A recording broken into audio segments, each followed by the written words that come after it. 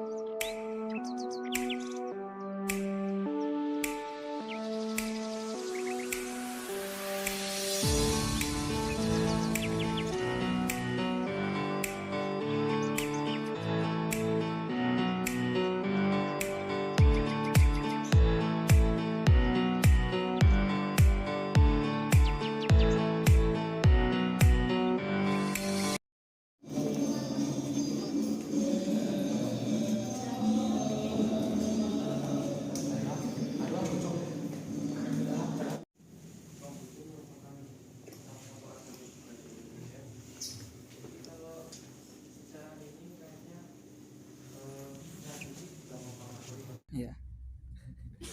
Selamat malam Samanyara. Jadi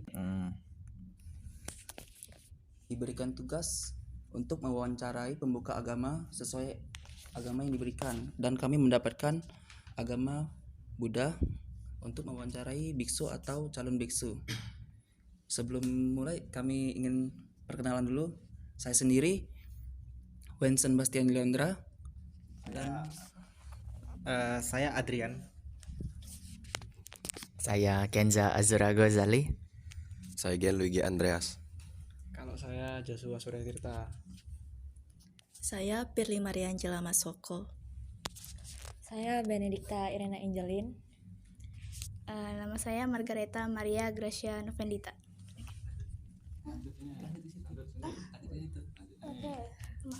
Saya Bayu. Samanera Kupakaputa kalau pakai jubah panggilnya ya. Samanera Kupakaputa. Susah diingat ya. Kalau saya nama aslinya Teguh Sugiarto. Kalau nama panggilan samaneranya Damaratano.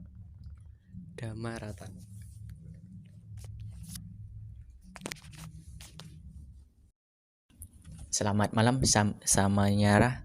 Saya sebagai pembicara pertama akan menanyakan langsung saja pertanyaan saya. Yang pertama, apakah dalam agama Buddha terdapat alam setelah kematian? Bila ada, bisakah Samanyara jelaskan lebih lanjut? Terima kasih. Oke, nah kalau apakah ada alam kehidupan setelah kematian tadi, kita di agama Buddha ini mengenal tentang adanya alam setelah kita meninggal nanti. Jadi pada kehidupan ini merupakan bukan kehidupan yang pertama dan juga bukan kehidupan yang terakhir. kita di dalam agama Buddha. Karena kita di dalam agama Buddha ini kita mengenal adanya 31 alam kehidupan. Nah, yang dimana alam manusia merupakan salah satu alam di dalamnya. Jadi dari 31 alam kehidupan ini, alam manusia masuk ke dalam alamnya. Masuk ke dalam 31 alam tersebut. Nah, jadi kita di dalam agama Buddha ini kita mengenal setelah kita meninggal nanti kita juga pasti akan terus lahir kembali. Karena kita di agama Buddha ini ada sebuah alam yang dimana alam tersebut di luar dari 31 alam ini. Jadi kalau kita secara alfabet mungkin alam ini berada di alam 32. Nah, jadi selama kita berada di 31 alam kehidupan ini, kita akan terus mengalami yang namanya kelahiran kembali, yang dimana kita pasti akan hidup, kemudian kita mati, tergantung lagi jika kita, sama halnya jika kita banyak berbuat baik, kita pasti akan istilahnya terlahir kembali di alam juga, tapi alamnya tingkatannya lebih tinggi. Namun sebaliknya, jika kita istilahnya banyak berbuat jahat, pasti kita terlahir di alam yang rendah, sama halnya seperti surga dan neraka seperti itu. Mungkin itu. Kalau secara simpel itu biasa orang menyebutnya dengan surga dan neraka. Selama orang masih belum mencapai pencerahan, dan selama itulah kita akan terus berputar di 31 alam kehidupan.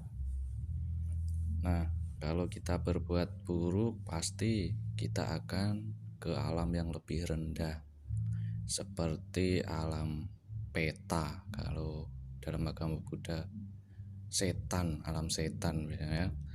Lalu juga kita bisa lahir menjadi seekor hewan. Nah, begitupun ketika kita banyak melakukan perbuatan baik, kita akan lahir di alam yang lebih baik. Contohnya kita akan terlahir di surga. Namun di surga pun tidak abadi, tergantung juga dengan karma yang kita miliki. Kalau memang sudah waktunya habis, kita pun akan terlahir kembali. Entah itu kembali ke alam manusia, atau ke tingkatan selanjutnya, atau malah semakin ke bawah. Nah, jadi selama kita masih belum mencapai pencerahan sempurna, kita akan terus mengalami reinkarnasi atau tumimbal lahir tersebut. Nah, jadi seperti itu. Terima kasih. Pertanyaan keduanya, apakah karma memiliki dampak pada kehidupan kita saat ini, ataukah karma itu hanya akan berdampak setelah kita itu mati istilahnya? Bisa dijelaskan? Terima kasih. Tentang karma ini, apakah akan berbuah saat ini ataupun yang akan datang. Nah, jadi kalau bahas tentang karma ini, istilahnya adalah sebuah hukum yang mutlak ya. Jadi jika secara gampangnya, jika kita menanam padi, kita pasti akan memanen padi. Jadi tidak mungkin jika kita menanam padi kemudian kita memanen jagung misalnya, tidak mungkin. Nah, jadi kalau hasilnya ini ada yang secara langsung, juga ada yang tidak langsung. Jadi misalnya kalau secara langsung kita misalnya pada kehidupan saat ini kita banyak berbuat jahat, kemudian atau berbuat salah, kemudian berakibat pada kehidupan saat ini. Misalnya jika kita melakukan perbuatan jahat, misalnya berbuat jahat, misalnya kita membunuh orang misalnya, misalnya membunuh orang, kemudian di kehidupan yang saat ini mungkin dari sana saudara yang keluarga yang kita bunuh tersebut ingin membalas dendam, kemudian juga membunuh kita. Nah, itu merupakan salah satu bentuk atau istilahnya akibat secara langsung. tetapi kalau secara tidak langsung ini akan berbuah di kehidupan kita yang selanjutnya. Misalnya pada kehidupan kali ini kita membunuh orang, tapi di kehidupan yang selanjutnya kita baru dibunuh orang. Nah, jadi dari hal tersebut bahwa karma atau hukum karma ini istilahnya sudah mutlak. Jika kita banyak berbuat salah, kita juga pasti akan menerimanya seperti itu. Jadi tergantung dari waktu maupun saat ini maupun di saat akan datang seperti itu. Tadi sudah dijelaskan tentang hukum karma secara singkat. Jadi hukum karma bisa terjadi sekarang atau kehidupan yang selanjutnya. Kita terlahir menjadi manusia pun akibat dari karma kita masa lalu. Nah, untuk menjadi manusia itu adalah hal yang paling sulit. Kita menjadi manusia itu sebuah karma baik dari karma kita masa lalu. Nah, kalau menyebut karma ini adalah hukum sebab akibat. Bisa terjadi secara langsung, bisa 1 minggu ke depan, 2 minggu ke depan, 1 tahun, 2 tahun, atau malah di kehidupan yang selanjutnya. Kalau dalam kehidupan sehari-hari, mungkin teman-teman ini sudah biasa kalau temannya ngejek, habis itu dia jatuhnya, syukur kualat kamu sama saya, biasanya begitu. Nah, kualat sama saya. Nah, itu karma, kamu harus habis jelek-jelekin saya. Nah, itu adalah karma yang secara instan atau secara langsung, tapi karma ini juga tidak pasti pada kehidupan saat ini. Bisa juga kehidupan yang akan datang ataupun 2 kehidupan lagi yang akan datang. Nah, karena berbuat baik pasti dapatnya baik, berbuat buruk dapatnya juga buruk. Kalau masalah karma tentang kehidupan saat ini, orang yang terlahir dengan kondisi cacat itu bisa jadi karena karma masa lalu yang berbuah pada kehidupan saat ini. Nah, kalau kita sering mencuri, sering membunuh, mungkin kehidupan selanjutnya kalau semisal kita terlahir menjadi manusia, mungkin kita tidak bisa berjalan. Nah, jadi seperti itu. Kurang lebih seperti itu. Terima kasih sama Nyara. Sekarang kami akan lanjut ke anggota kami selanjutnya yang akan menanyakan pertanyaannya masing-masing. Saya lanjutkan ke Gianluigi. Bagaimana konsep penciptaan yang terjadi dalam agama Buddha? Begitu pertanyaan saya. Nah, kalau konsep penciptaan di dalam agama Buddha ini pada awalnya itu tidak ada yang namanya makhluk hidup atau manusia. Yang ada itu kalau menurut dalam pandangan Buddhis, yang ada itu hanya makhluk tapi dalam bentuk cahaya. Nah, karena sekian lama mereka berkembang, kemudian membentuklah sebuah dataran yang awalnya itu istilahnya seperti kapas, seperti bola-bola kapas. Kemudian para cahaya makhluk-makhluk tersebut mencicipi dari kapas tersebut, dan akhirnya dari lama-kelamaan akhirnya makhluk-makhluk tersebut mulai terbentuk. Seperti kalau cowok terlihatan seperti cowok, kemudian yang cewek terlihat seperti cewek. Nah, karena gumpalan kapas tersebut semakin lama, semakin banyak makhluk yang istilahnya memakannya, akhirnya terbentuklah seperti makanan tapi tidak memiliki kulit. Misalnya seperti padi tidak memiliki kulitnya. Nah, karena proses tersebut, akhirnya kapas-kapas tersebut akhirnya mulai memadat dan terbentuklah mulai dari terbentuknya bumi, kemudian terbentuknya makanan-makanan dan juga manusia tersebut. Seperti itu.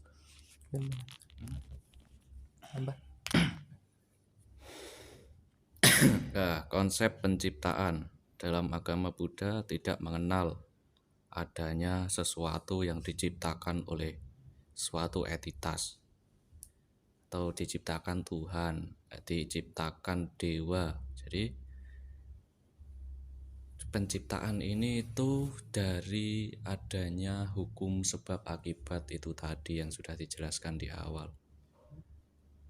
Kalau Samanera menjelaskan dari cahaya, kemudian berbentuk berarti ada sebabnya dan timbullah akibatnya. Dan akibatnya adalah menjadi sebuah komponen itu tadi. Kalau dalam agama Buddha biasa disebut dengan paticca samuppada atau hubungan sebab akibat atau hubungan antara satu dengan yang lain yang menciptakan sesuatu. Nah, kalau dalam agama Buddha ini juga ditekankan dengan adanya anicca, dukkha, dan anatta, ketidakkekalan. Jadi semua pasti berubah, semua ada sebabnya, tidak kok mak blek tiba-tiba muncul seperti ada ini, tidak kok mak blek bentuknya seperti ini, pasti ada sebabnya, tidak mak celing bentuknya seperti ini. Nah, pasti ada sebabnya, ada prosesnya. Nah, jadi dalam agama Buddha tidak mengenal namanya sebuah penciptaan dari suatu entitas. Jadi semua itu ada sebabnya. Nah, jadi seperti itu. Terima kasih atas penjelasannya Samanera. Lanjut Jos. Lanjut.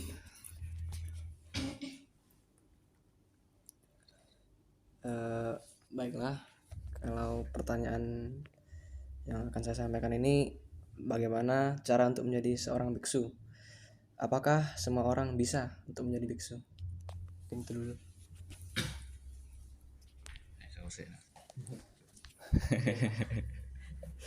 Menjadi seorang biksu, menjadi seorang samanera atau orang yang menggunakan jubah, ini adalah tergantung niat. Karena untuk menjadi seorang biku itu kita melepaskan segalanya, baik rumah, harta, tahta, wanita, segala. Kalau bagi cowok kita melepaskan semua. Kalau kita bisa melepaskan hal-hal keduniawian, boleh kita menjadi seorang biku, baik dari umat Buddhis sendiri ataupun umat non Buddhis, semua boleh. Tidak ada larangan untuk menjadi seorang biku, karena seorang biku itu adalah untuk memperbaiki diri, memperbaiki batin untuk menjadi lebih baik. Karena kita fokus. Kalau semisal kita menjadi seorang umat biasa, itu kan kita memikirkan sebuah pekerjaan, memikirkan banyak hal. Apalagi kalau sudah berkeluarga, kita harus mikir anak, mikir istri, besok mau makan apa, harus bayar listrik, bayar wifi, lah gitu. Kalau dalam kehidupan sehari-hari, jadi kalau mau menjadi seorang biku tergantung niat. Nah, niat ini juga sangat sulit sekali. Kenapa? Nyatanya seorang berjubah hanya beberapa saja. Bahkan di Palembang saja 2 tangan samanera pun belum habis buat ngitung sangha yang ada di Palembang, kan? Nah, sangat sulit untuk menjadi seorang samanera, karena itu adalah niatnya itu harus benar-benar dari hati. Kalau enggak, pasti pengen lepas jubah. Nah, kalau semisal jadi samanera pun ada tingkatan. Awalnya itu jubah putih. Nah, kita ikut seorang biku menjadi muridnya, dan kita akan dikasih jubah putih. Nah, selama kita pakai jubah putih ini, kita juga harus berlatih secara keras, karena kalau tidak, kita tidak akan diberi jubah seperti ini, jubah kuning, jubah coklat. Karena guru yang kita ikuti menganggap kita belum siap, nah, untuk menjadi seorang biku atau samanera. Nah, makanya sebelum menjadi seorang samanera itu kita pakai jubah putih untuk mengetes apakah kita ini benar-benar punya niat atau hanya ingin coba-coba. Nah, mungkin ada tambahan? Sudah. Nah.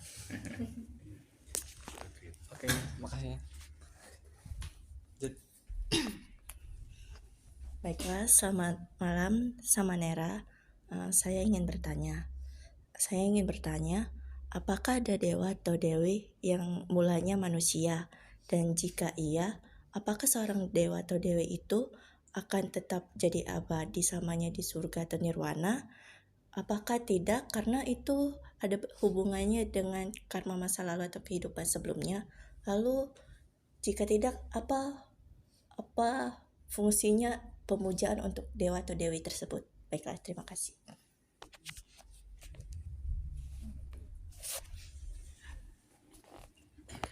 Nah, oke, untuk menjawab pertanyaan apakah ada dewa atau dewi tersebut di dalam agama Buddha yang awalnya manusia. Nah, kalau kita di agama Buddha ada sebenarnya seorang dewi yang awalnya seorang manusia.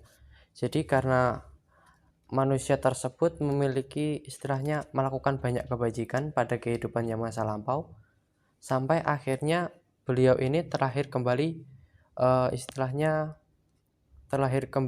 di alam para dewi atau para dewa. Nah, beliau ini terlahir menjadi seorang dewi yang istilahnya menebarkan cinta kasih kepada semua makhluk. Pernah lihat, mungkin kalian ngerti film Sun Gokong?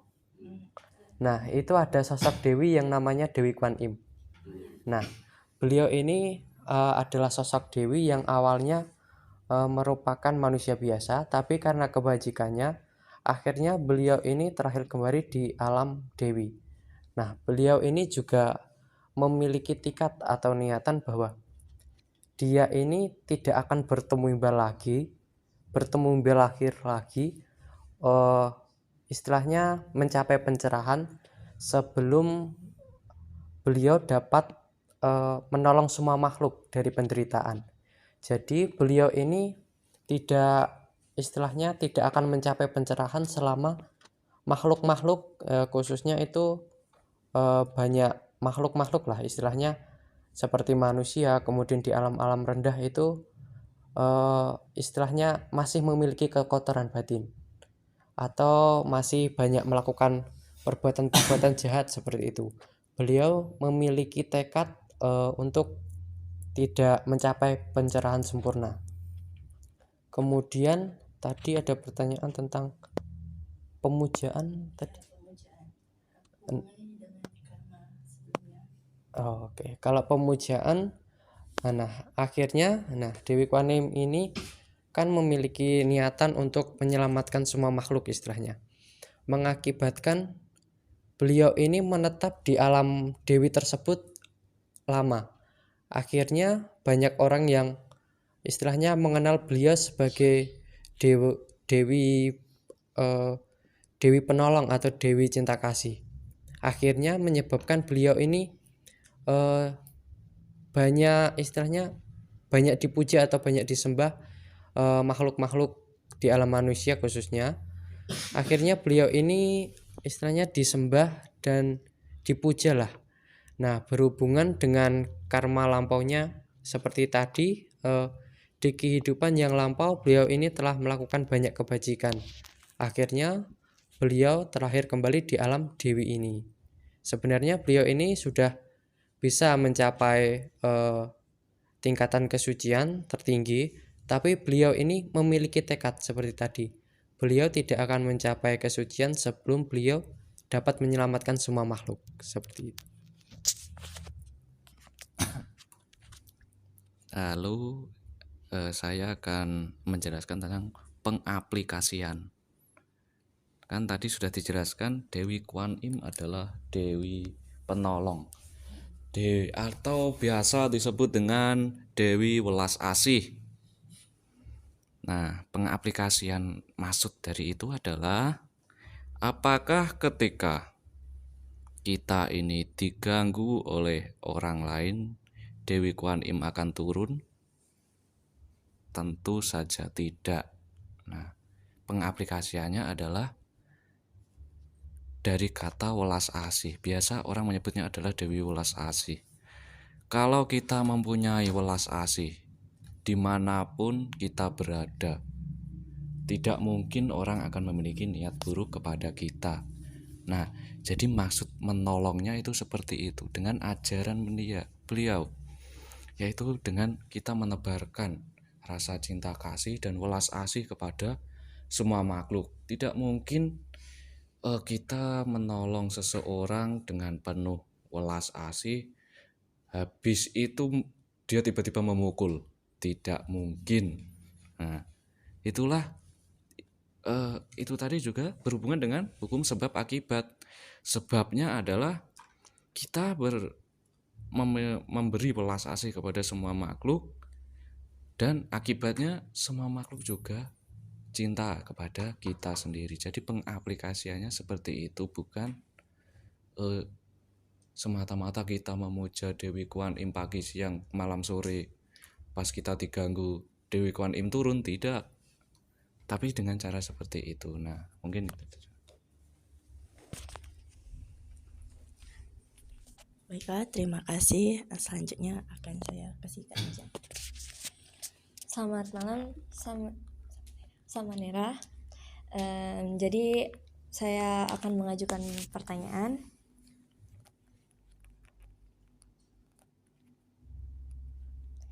Yang pertama itu, jika seorang non-Buddha ingin masuk ke dalam agama Buddha, bagaimanakah proses yang harus dilakukan atau dilalui?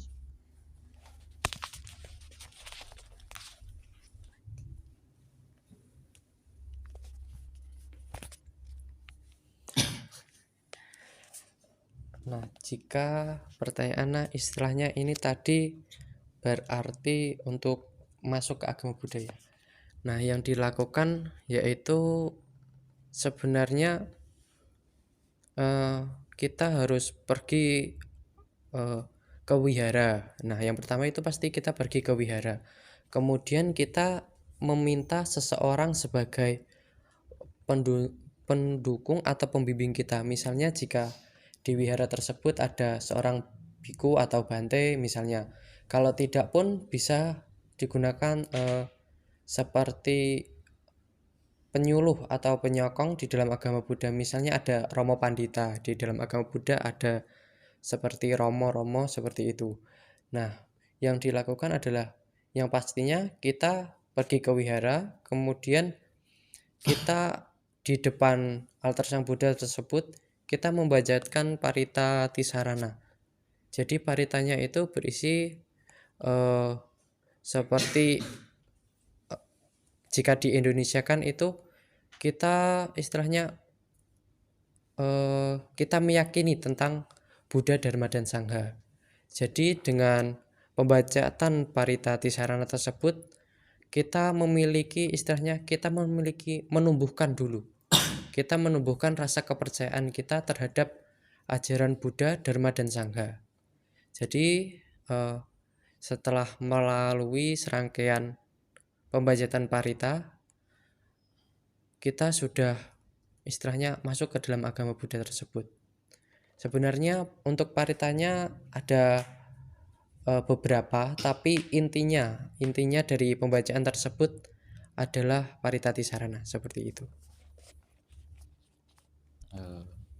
Ada juga seperti ini. Agama Buddha adalah agama yang universal. Mungkin muncul pertanyaan seperti ini, apakah non-Buddha bisa masuk surga pada versi surga Buddha? Tentu saja bisa. Baik Buddhis maupun non-Buddhis semuanya bisa, tanpa kita perlu masuk ke dalam agama Buddha. Lalu bagaimana caranya? Yaitu dengan menjalankan 8 jalan kebenaran, yaitu pikiran benar. Pikiran benar itu banyak sekali, memikirkan hal-hal yang baik. Karena hanya dalam pikiran saja itu sudah bisa membuat, kalau dalam Muslim namanya dosa, bahkan hanya dalam pikiran. Nah, yang pertama tadi pikiran benar, lalu ucapan benar. Nah, ucapan benar ini apapun yang kita ucapkan tidak menyakiti hati orang lain, lalu membawa sebuah kebaikan, seperti seorang guru yang berbicara kepada siswanya. Guru berbicara itu memberi pengetahuan baru kepada muridnya. Nah, tadi pikiran benar, ucapan benar, lalu usaha benar. Nah, usaha benar itu seperti kita melakukan suatu kegiatan menyampingkan, menghalalkan segala cara. Nah, biasanya kita menghalalkan segala cara untuk mendapatkan sesuatu. Nah, yaitu kita menghindari itu dengan melakukan usaha benar. Lalu mata pencarian benar, maksudnya tidak berjualan racun, tidak berjualan makhluk hidup. Kalau dalam agama Buddha itu kita tidak diperbolehkan untuk menjual makhluk hidup. Nah, lalu konsentrasi benar. Konsentrasi benar itu kita konsentrasi fokus pada kegiatan yang sedang kita lakukan dalam konteks tidak merugikan orang lain. Lalu ada perhatian benar, konsentrasi benar. Nah, dan setelah melakukan 8 jalan kebenaran tadi, boleh juga ditambah dengan melakukan 5 sila.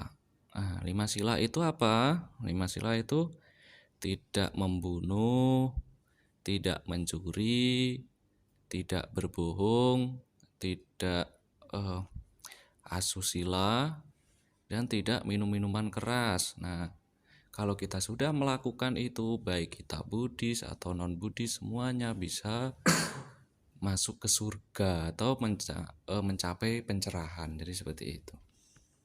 Itu tambahan dari saya. Terima kasih Samanera atas penjelasannya. Pertanyaan yang selanjutnya itu, mengapa biksu harus memangkas habis rambutnya? Apakah terdapat filosofi dari pemangkasan rambut tersebut?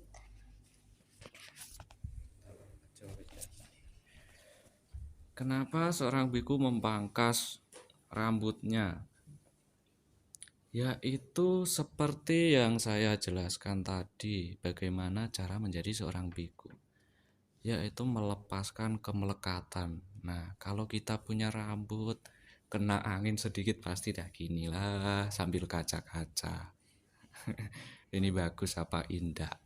Betul apa tidak? Nah, jadi seperti itu. Kalau kita masih punya rambut, pasti kepikiran ini rapi apa enggak ya? Nah, jadi untuk melepaskan kemelekatan tersebut, seorang biku memotong rambutnya untuk mengurangi rasa kemelekatan akan dunia ini. Nah, setelah melepas dari harta tahta dan segalanya, melepaskan rambut juga diwajibkan, karena supaya itu tadi mengurangi kemelekatan dan kita bisa lebih fokus dalam memperbaiki diri untuk meningkatkan kualitas batin dari kita masing-masing. Nah, sudah. Terima kasih Samanera atas jawaban dari pertanyaan saya. Selanjutnya. Oke, baiklah, selamat malam Samanera. Jadi pertanyaan dari saya itu, wanita atau perempuan kan juga bisa menjadi seorang biksu. Jadi kira-kira apakah perjalanannya menjadi biksu sama dengan pria yang menjadi biksu? Terima kasih. Orang wanita ya, seorang wanita juga memiliki peranan yang sama untuk menjadi seorang biku. Nah, hal ini juga terjadi pada zaman kehidupan Sang Buddha dulu. Sebenarnya pada kehidupan dulu itu seorang wanita ini tidak diperbolehkan untuk menjadi seorang biku atau bikuni. Nah, jadi karena pada masa itu Sang Buddha ini melihat istilahnya ibu tirinya. Ibu tirinya ini ingin menjadi seorang biku. atau bikuni. Nah, jadi beliau Sang Buddha ini melihat bahwa ibu tirinya ini telah melakukan pengorbanan yang sangat banyak untuk beliau, sehingga beliau ini memutuskan untuk menabiskan beliau ini, tetapi dengan adanya persyaratan. Nah, syarat-syaratnya itu kalau di dalam para bante atau para biku ini ada 225 syarat atau peraturan. Tetapi kalau seorang bikuni ini kurang lebih ada 240 atau 30, yang dimana kalau membahas tentang peraturan ini lebih banyak bikuni, karena ada hal yang tidak dimiliki oleh lelaki tapi dimiliki oleh seorang wanita. Jadi menyebabkan peraturannya ini menjadi lebih banyak untuk seorang bikuni atau wanita untuk menjadi seorang biku, seperti itu. Oke, terima kasih Samanera. Oke, selanjutnya Adrian. Apa yang selanjutnya? Oke, selamat malam Samanera. Saya ingin bertanya, bagaimana ajaran Buddha tentang kehidupan? Apakah umat Buddha diajarkan untuk kembali ke nirwana? Terima kasih. Nah, di sini saya akan menjawab tentang kehidupan, apakah umat Buddha kembali ke nirwana ya. Jadi kalau kita di dalam agama Buddha ini istilahnya tergantung dari diri kita masing-masing seperti tadi. Jadi tentang adanya hukum karma tersebut. Jika kita masih banyak melakukan perbuatan-perbuatan yang buruk, kita pun pasti akan terlahir kembali di alam yang bisa terlahir di alam yang bahagia, juga bisa dapat terlahir kembali di alam yang menderita. Jadi tergantung pada diri kita. Nah, bahas tadi tentang nirwana tadi, kalau nirwana di dalam agama Buddha ini merupakan sebuah alam yang tidak berbentuk. Jadi tidak dapat dideskripsikan seperti apa, tapi nirwana ini ada. Nah, ini mungkin sebagian orang pasti banyak yang istilahnya bingung lah. Sebuah alam tidak berbentuk tapi tidak dapat dideskripsikan tapi ada. Nah, karena kalau nirwana ini merupakan, kita kan di agama Buddha mengenal 31 alam kehidupan. Nah, kalau nirwana ini alamnya di luar dari 31 alam tersebut. Jadi kalau bisa dikelompokkan, nirwana ini memiliki kelompok tersendiri. Jadi berbeda dengan 31 alam kehidupan tersebut. Jadi kalau kita masih berada di 31 alam kehidupan tersebut, kita pasti akan mengalami hal yang sama, yaitu kita lahir, kemudian kita tumbuh berkembang, mati, kemudian lahir lagi, bertumbuh lahir lagi, seperti itu dan seterusnya. Sampai kita dapat istilahnya mencapai pencerahan untuk menuju ke alam nirwana tersebut, seperti itu.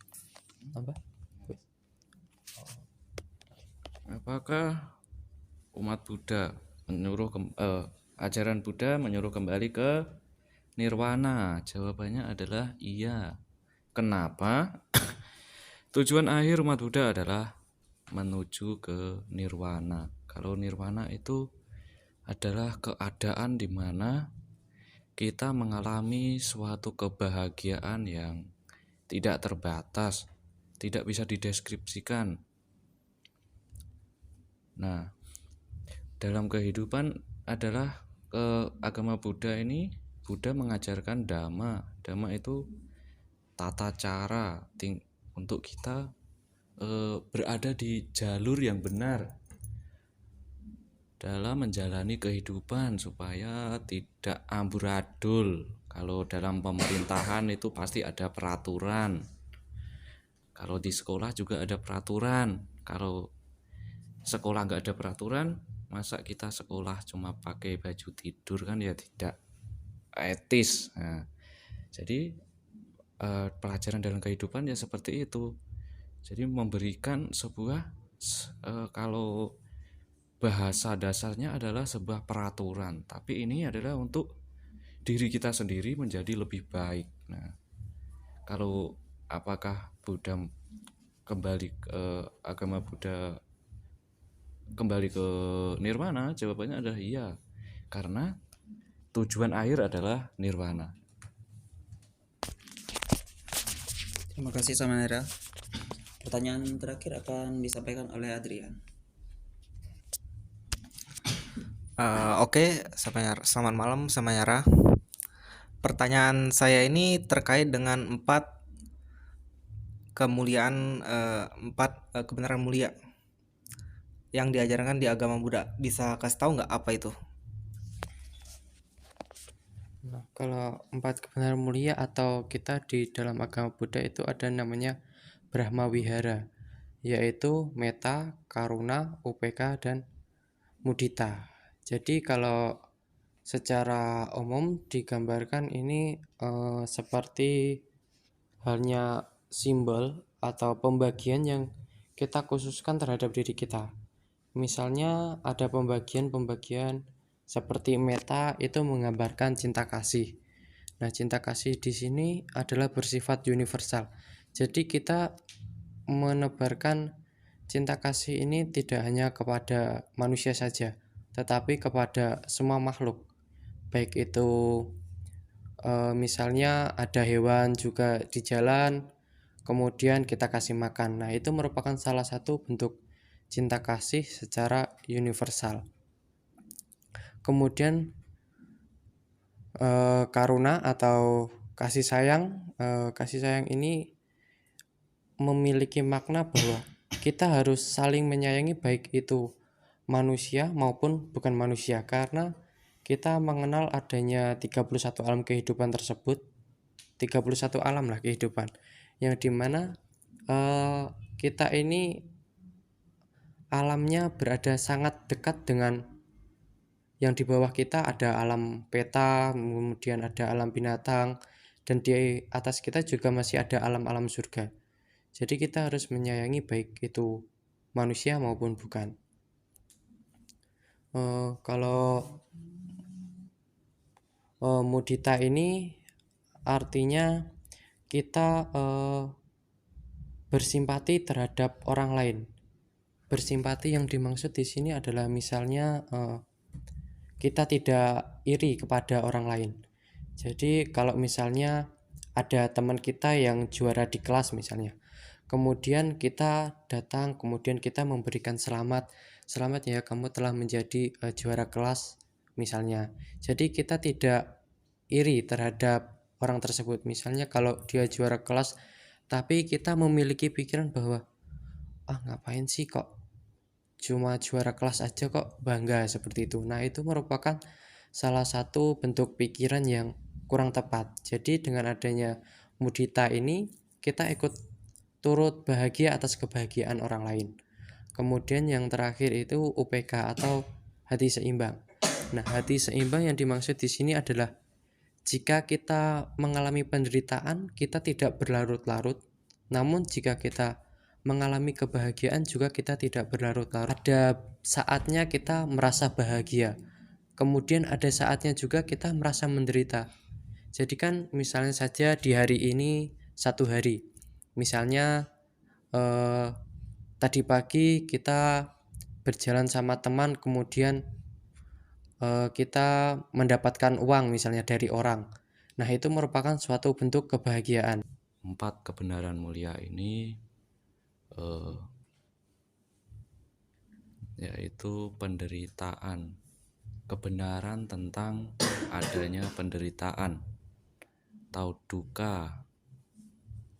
Nah, duka ini ada duka fisik, ada duka batin.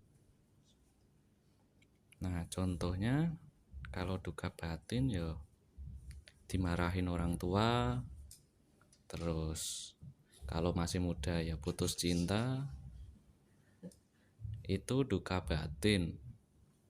Lalu duka fisik, sakit gigi, ya berhubungan dengan fisik, pasti sudah tahu lah ya.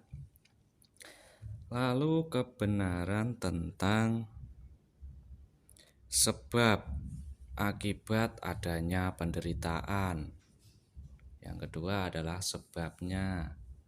Pasti Kalau dari yang fisik, sakit gigi sebabnya terlalu banyak makan permen, kalau sakit perut mungkin ya karena makan pedes. Nah, kalau duka batin dimarahin orang tua karena nilainya jelek, mungkin karena tingkah laku yang kurang bagus. Kalau dalam hubungan mungkin kita selingkuh. Jadi seperti itu. Jadi ada sebabnya, sebab adanya duka. Lalu yang ketiga, kebenaran tentang jalan menuju lenyapnya duka. Nah, jalan menuju lenyapnya duka itu adalah obat. Nah, obat ini seperti kalau ada pepatah mengatakan lebih baik mengatasi daripada mengobati. Nah, kalau dari sakit gigi berarti kita mengurangi. Sebelumnya itu kita mengurangi makan permen, mengurangi makan manis-manis, lalu sering gosok gigi. Nah, kalau dari orang tua tadi kita bisa belajar dulu sebelum ujian, tidak menyepelekan kalau diperintah orang tua. Nah, itu adalah kebenaran, contoh dari kebenaran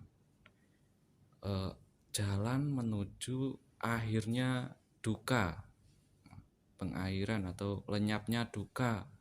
Tadi yang pertama adalah kebenaran tentang penderitaan, yang kedua kebenaran tentang sebab dari penderitaan, dan yang ketiga tadi adalah jalan menuju lenyapnya penderitaan. Lalu yang keempat apa? Nah, yang keempat sudah saya jelaskan di awal tadi, yaitu 8 jalan kebenaran. Nah, itu adalah yang keempat. Dengan kita melakukan 8 kebenaran tadi, seperti ucapan benar, pikiran benar, konsentrasi benar, usaha benar, dan lain-lain, maka kita akan bisa melewati dari 3 tahap awal tadi. Nah, itu mungkin sedikit penjelasan dari 4 kebenaran mulia. Terima kasih jawaban atas pertanyaannya. Mungkin sekian wawancara dari kami. Sekian, terima kasih. Terima kasih.